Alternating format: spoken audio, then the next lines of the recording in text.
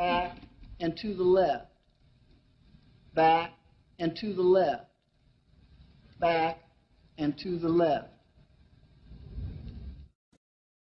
So, a rich little man with white hair died. What has that got to do with the price of rice, right?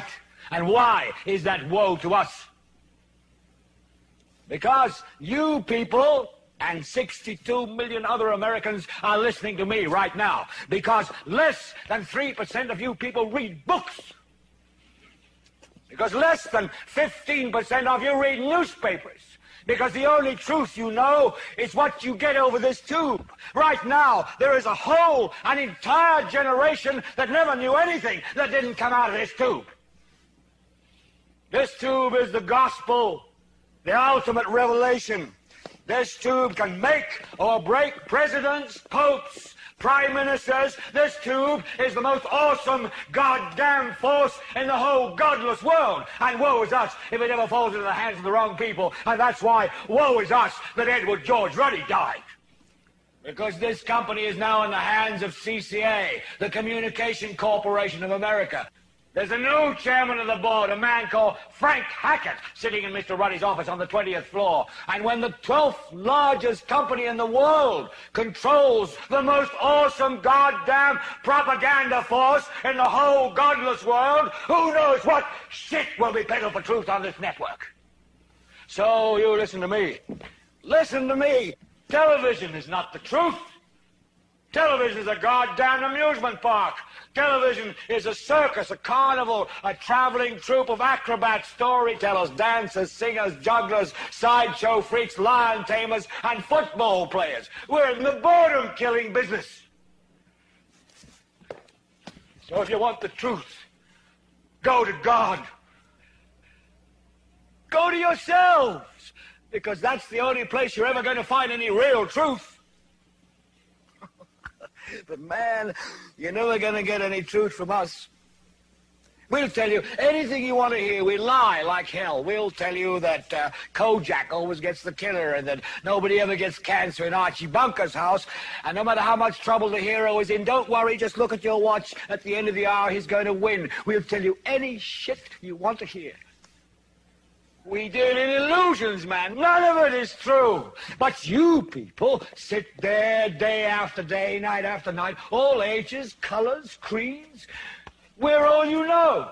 You're beginning to believe the illusions we're spinning here. You're beginning to think that the tube is reality and that your own lives are unreal. You do whatever the tube tells you. You dress like the tube. You eat like the tube. You raise your children like the tube. You even think like the tube. This is mass madness, you maniacs. In God's name, you people are the real thing. We are the illusion. So turn off your television sets. Turn them off now. Turn them off right now. Turn them off and leave them off. Turn them off right in the middle of the sentence I'm speaking to you now. Turn them off.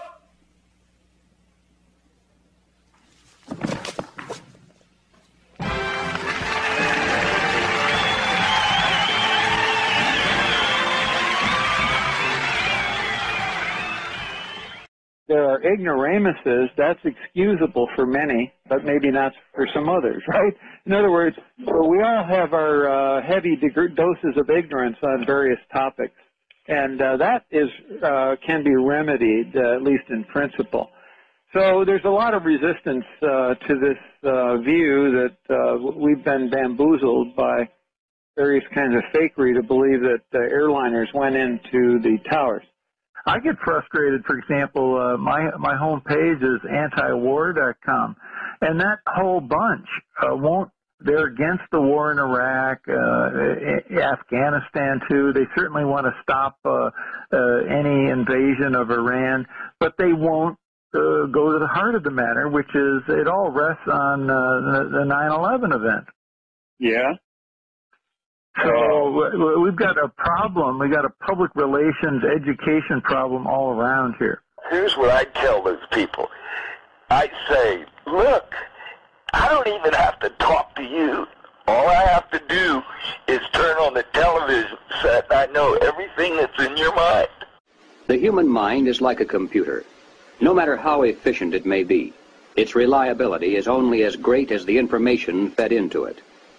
If it is possible to control the input of the human mind, then no matter how intelligent a person may be, it's entirely possible to program what he will think. And yes, it's even possible to program people to laugh at the mere mention of the word conspiracy. While we're on the subject, new crazy people who still think the government brought down the Twin Towers in a controlled explosion have to stop pretending that I'm the one who's being naive. Stop asking me to raise this ridiculous topic on the show and start asking your doctor if Paxil is right for you.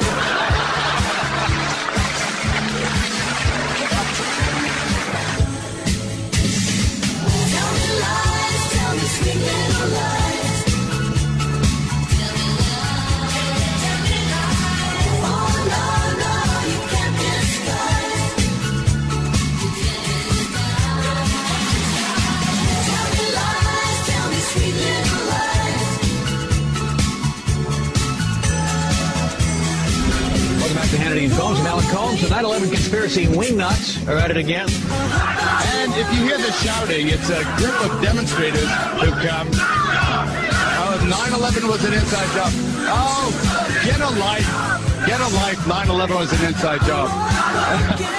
But as this group of misfits behind me continue their chanting, oh, I wish I could go.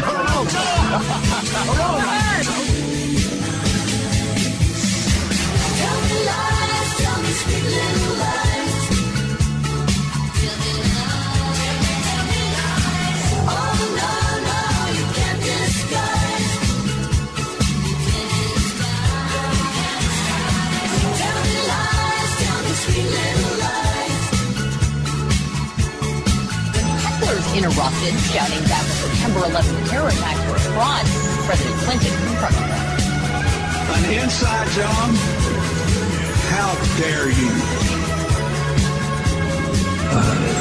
Anybody who knows anything about the science would instantly discount that evidence. That famous white shower disappears behind the building, and then we see the tremendous fireball, you know.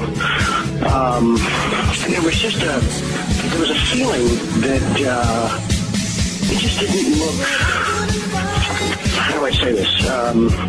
It didn't look like any commercial jetliner I've flown on any time in my life.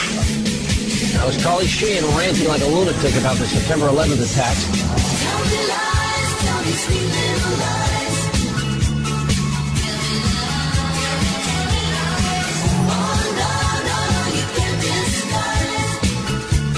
You can't disguise. Tell me lies, tell me sweet little lies. Tell me lies. Oh no, no, you can't disguise. The most trusted name in news. Jim, it's the big lie. It's unbelievable. I don't get this. People hear it from the government. They say it must be true. Nobody would say anything so outlandish as it were not true. Well, these people think they're so courageous because they're tackling 9/11, you know. But when in fact, it's true of a lot of members of the 9/11 community. When you start talking about the possibility of Bakery Joe, they pee in their pants. And they reach a certain point and they start copping out. They start peeing in their pants. They don't want to go there. They start suffocating, smothering. Anyone who wants to talk about this stuff. I even got booted off of 9/11 Blogger, Joe, which is supposed to be the central discussion point for 9/11 research, because I was willing to talk about these things. The perpetrators had years to plan this, and they would plan for the post 9/11, and you would certainly, although they've got control of the influential media, the corporate media, that's not enough in the internet age, and or alternative radio. So they would put people in place to lead the new 9/11 truth movement. It's only logical. I'm not saying I can go to court with this, but we've got to realize that some people actually are operatives.